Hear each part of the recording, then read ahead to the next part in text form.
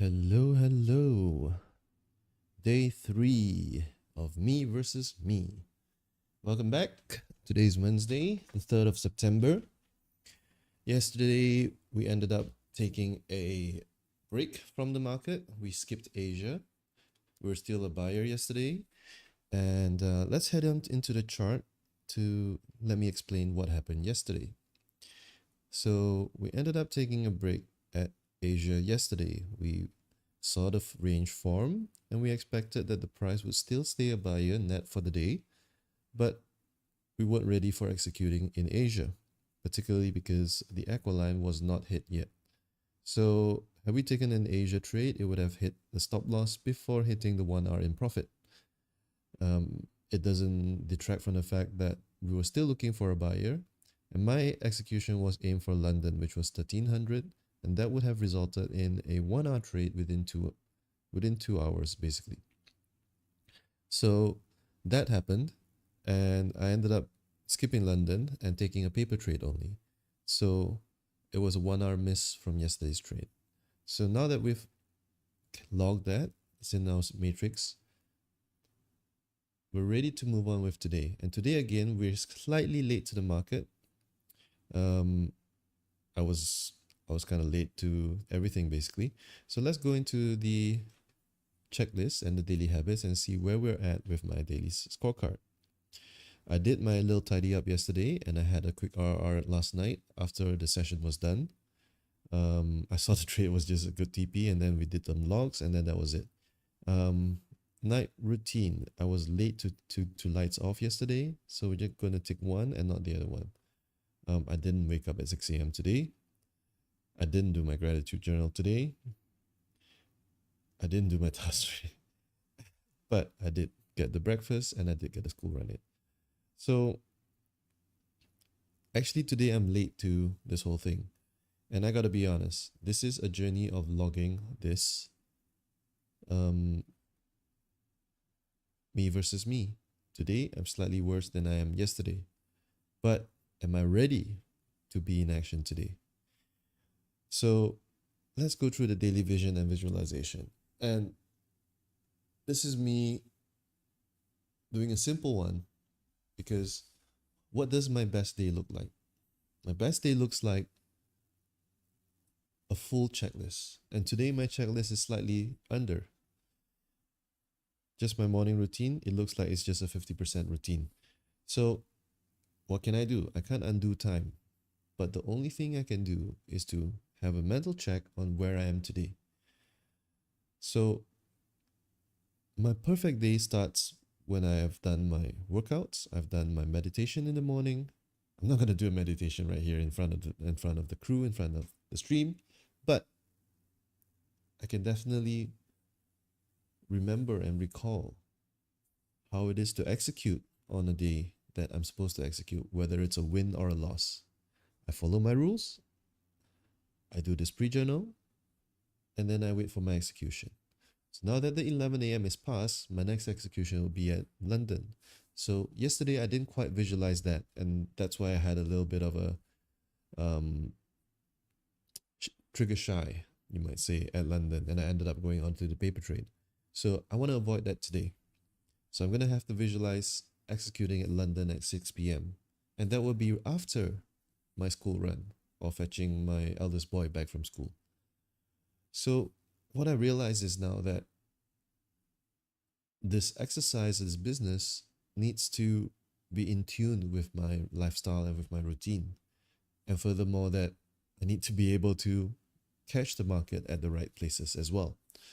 So knowing that and reminding myself of the edge is half the journey. Because when I don't remember what I'm good at, why am I doing it for? Because that would just lead me into over trading, into anxiety trading, and holding a trade in an uncomfortable position. And then that would lead me to be upset with the family, upset with my boys, upset with the wife, and we don't want any of that. So that would be my daily vision, a daily vision of when the day goes well, I trade well, I manage my family well, and everything works out. And the day that I execute and I decide that today is not the day, I'm happy with that as well because I do not lose capital, I do not lose drawdown on those days. So that balance is very important. Knowing when to go and when not to go and being at peace with that. Because that five-letter word, peace, is something that has eluded us in the last 4 to 5 months. So that is a very key performance index for myself. Are, are we at peace with the market? So trading terminal check and alerts. So this is something that I haven't done live with you before, and I'm just going to show you what that looks like.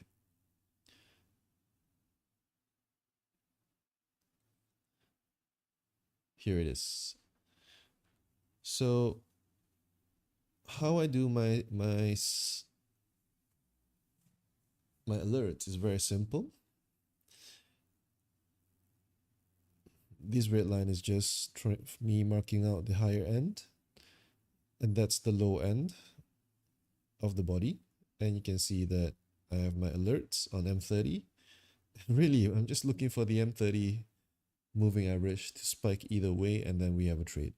So that's another reason why I'm taking a skip of today, because the formation of Asia this morning is, even though I'm looking for 2,300 pips up, it's not giving me enough momentum to go up. So that's why we're skipping today's Asia and we're coming back in London. So yesterday's formation, let's go back to yesterday quickly. I had a low alert set here and I had a high alert set here. So the price came back, and at London, the low alert was never taken, meaning that this Aqualine never broke below the low alert. And that's why the buy, the 1 hour in Asia, in London, was very, very, very profitable. Today, however, we're coming into this narrow band. We'll just leave that one up there and we'll leave this one down here. Even when I had executed a buy in Asia, I may need to reverse that trade into a sell come when that line, Aqualine, turns below, and that alert will be triggered. So how would I proceed today? I'll leave my alert at that line and come back during London. Should the alert be triggered by London time, then we will be looking for sellers back to the pink MA and back to yesterday's Asia. Otherwise, we will see a retap of the MA, and the yellow line and the low alert will be updated to the London range. We can see here yesterday that Asia low and London low was in the same area, so the low alert would have triggered in the same area. So this is what I'm going to be doing later today. I'll be waiting for London to form again, and I'll be waiting to update my low alert to London, whether it's here or there or higher. And one last thing before we go,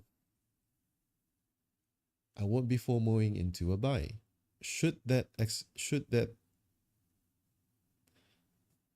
MA move upwards and trigger the up alert, I'm not gonna go into a buy trade.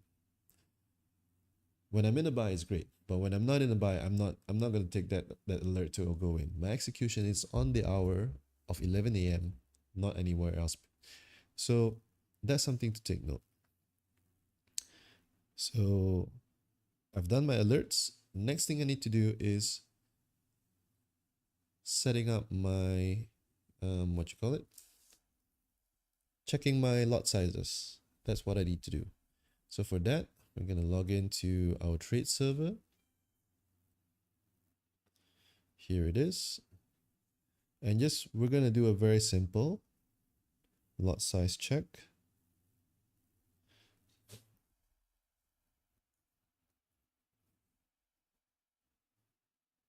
And we're just going to send a pending order. So this is the trade manager. Once we hit the pending order, we'll see that the trades will be going downstream. Some of this is going to a challenge. Some of this is going to a demo account. And what lot size do we have here? 83 cents. So that should translate to the right lot size on this account, which is 22. And how do I check that?